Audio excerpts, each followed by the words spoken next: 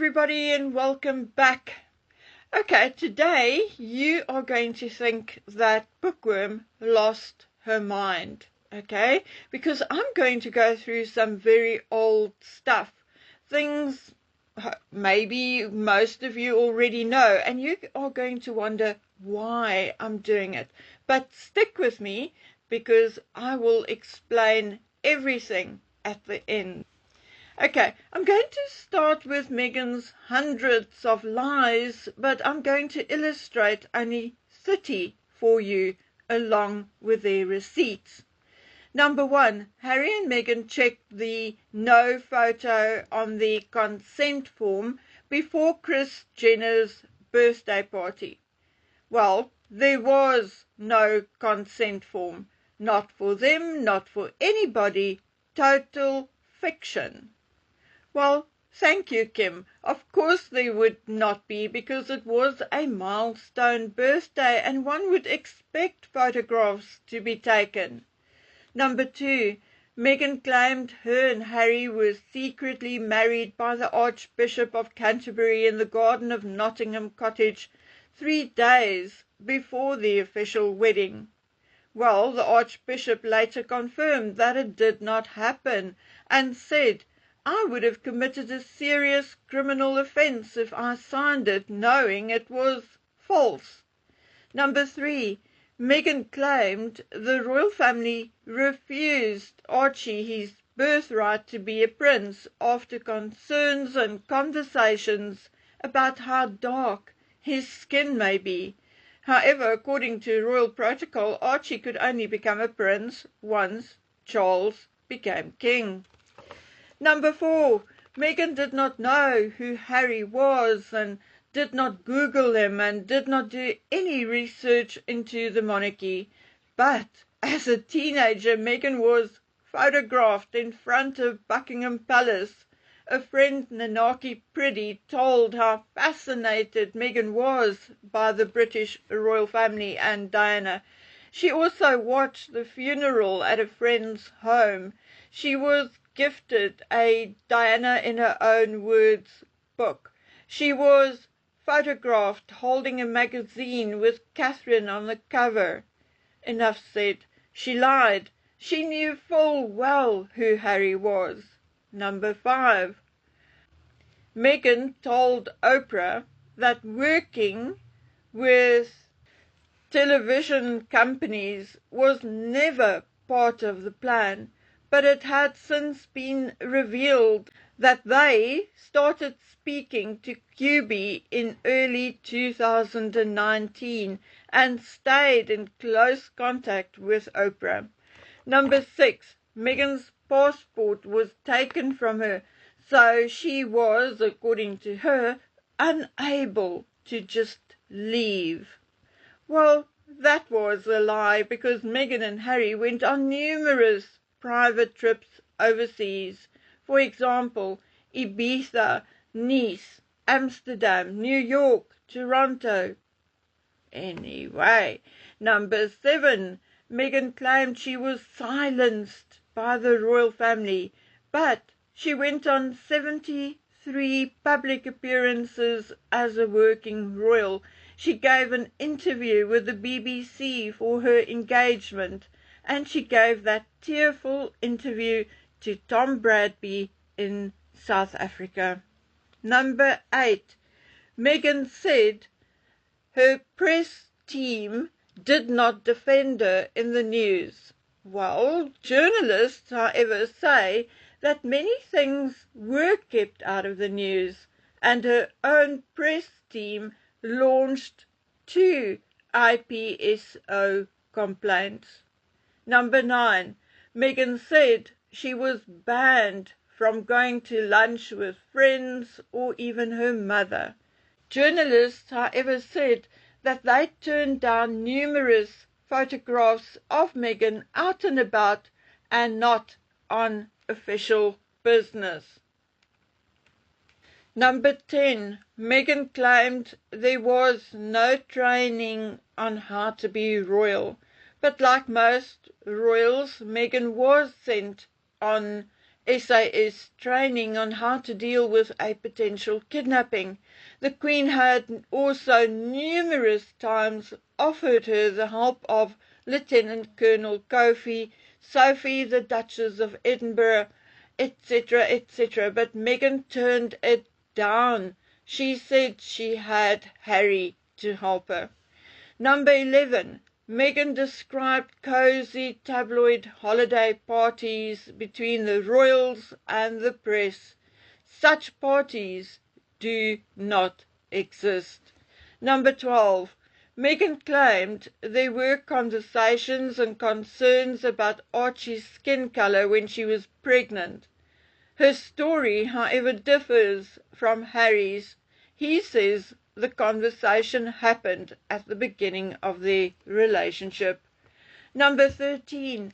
Meghan says she was ignored when she asked HR for support, saying she felt suicidal.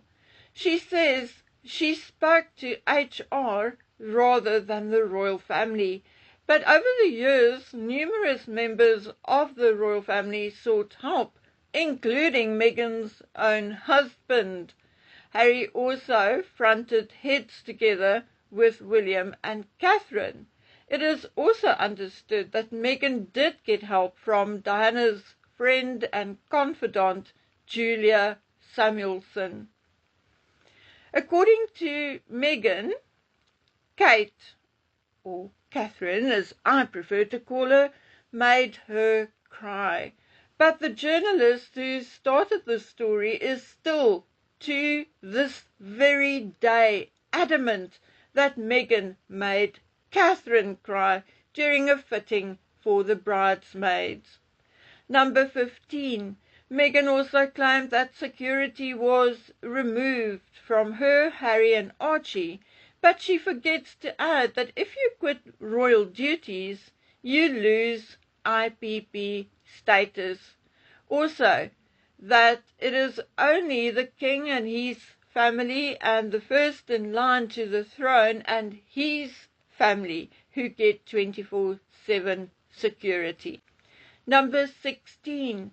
Meghan said the newspapers held off on the story and paparazzi pictures of her father and only published it as close as possible to her wedding. But the papers presented proof that they waited for CCTV footage as proof of the article and photographs before publishing it. Number 17. Meghan also tried to present herself as an only child, but her half-brother and sister did not allow her to lie. In the Oprah interview, she said that she also has not seen her sister in 19 or 20 years, which was also proven to not be true when a photograph of Meghan and Samantha at Samantha's graduation popped up. Number 18. Meghan and Harry repeatedly lied and denied contributing to Amit Scabi's book Finding Freedom. But during her legal case against the Mail on Sunday, email and text messages were presented which clearly proved otherwise. Number 19. During a speech, Meghan implied that she worked her way through university to pay for her own tuition. Her father, however, provided receipts to the media proving that he paid for her tuition and lodgings. Number 20. Meghan said that she got a standing ovation at the United Nations when videos showed that no one stood up for her. Number 21. Meghan claimed that at one point they were so poor that she clipped coupons and could only afford a salad from the salad bar.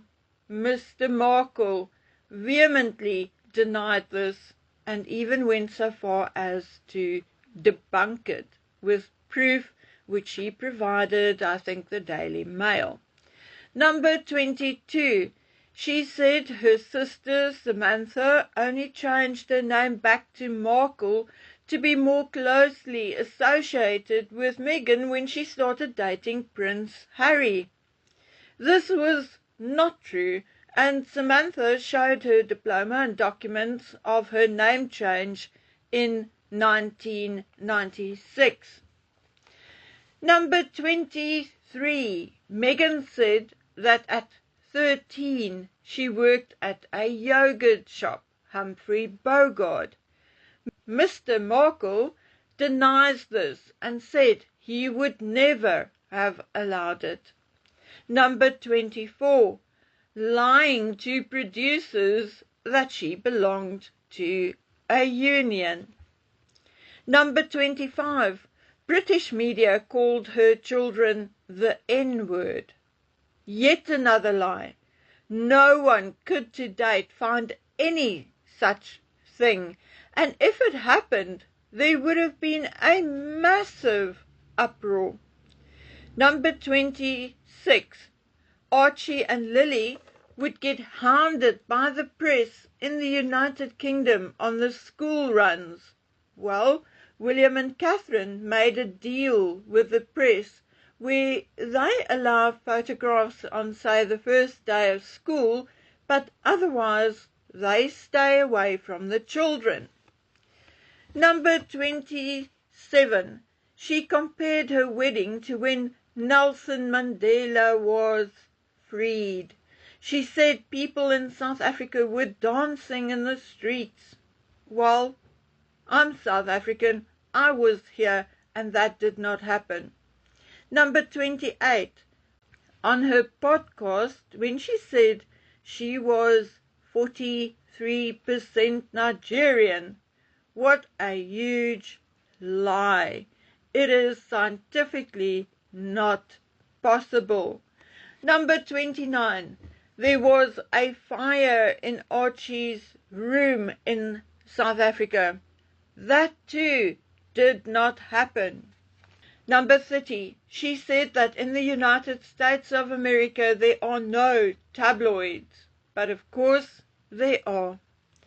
Okay guys, so you may wonder why I am reporting on this. It is after all old news. Meghan's lies are old news. We have actually come to expect her to lie. But I felt I had to record it in one video. Secondly, to remind newcomers and older viewers of why we feel about Meghan the way we do. And thirdly, to remind the royal family and Parliament why Meghan Markle cannot be allowed to officially remain part of the royal family. In a way, being associated with Harry and Meghan in particular, is damaging the monarchy more than being associated with Andrew. Look, I agree with Dr. Starkey that at least as far as the public knows, Andrew has not been proven guilty of a crime. But Meghan Markle, on the other hand, knows no other way to live but grift, lie, and take things because she feels entitled to have it. She lied openly in a court of law, which is a crime in most countries. She has taken stuff which does not belong to her, which is definitely a crime in every country I know of. She even said so herself. Remember? Ha ha ha, I'm such a fraud. Well, there had now been a threat made to Charles. Dissolve Parliament or you are next, meaning next to go. Well, sadly, I agree. It is time to clean house. And if Charles cannot do it, then someone else has to. Okay, guys, this is a postscript. This was actually yesterday's video. I was in a terrible mood yesterday. We had a massive storm with the electricity and Wi-Fi going on and off all the time. So I'll be honest with you, I got back into bed and I stayed there. No further excuses. For once I gave in and just rested. I slept for a good portion of the day and do feel better today. So guys, I'll see you back here soon because I'm on the second video. So if all stays calm today, I'll pop that one out too. So until then, please take good care of yourselves and stay out of trouble. Bye.